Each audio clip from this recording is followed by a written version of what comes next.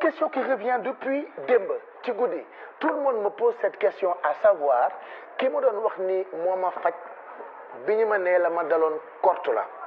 joxe uma turam ci émission bi ma demoon émission RTS bi ak Ismaël Diop mais mën naa leen ko jox ci télévision Futur Média mën naa leen wax kan la parce que ku ñëpp xam la. Voilà, quand j'ai raconté l'histoire, j'ai reçu tellement d'appels de personnes qui vivent la même chose. Yàlla na yàlla sàmm leen yàlla na yàlla wéral leen yàlla na yàlla maanaam li ma naan Serigne Fallou protégé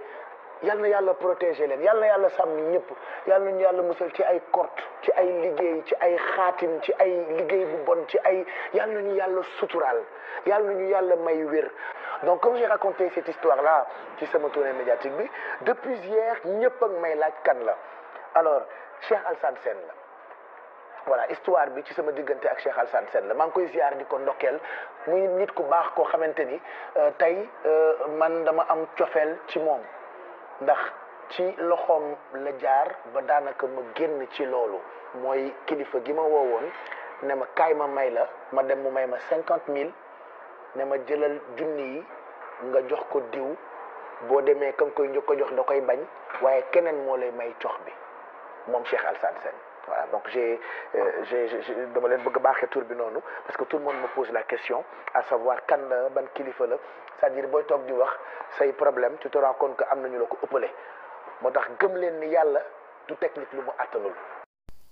dal leen ak jàmm seen ànd ak seen YouTube TAS Info seen leen xabaar saa su ne wéy leen di ànd ak ñun ci abonné aimé ak partagé. kon mooy noonu loolu mooy li nga xam ne moom la doon kii di Pape Cheikh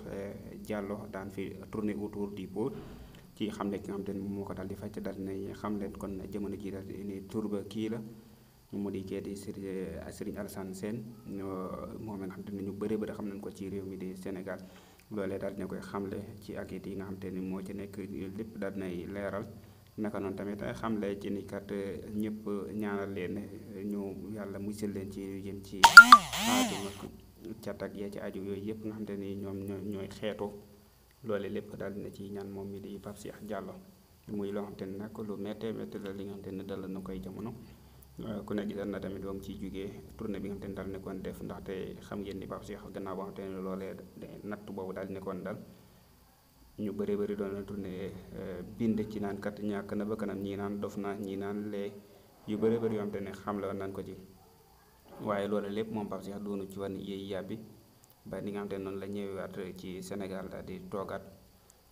nekkaat ci li nga xam te ne moo di ci jàmm di loo xam te ne lu metti loon moom daal na ko woon leeral ci jafeñ-jafeñ ji nga xam te ne doon na ko dund te ñu bëri nag dañuy dund jafeñ-jafeñ yu mel noonu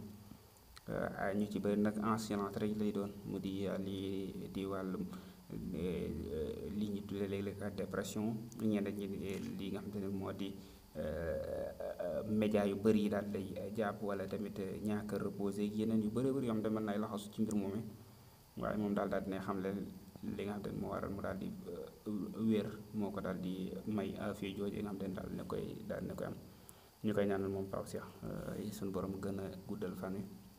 naka noonu yokk ko man te it mu yàgg ci liggéey bi nga xam te ne daal mi ngi ci nekk kon loolu la woon ci seen YouTube TAS Info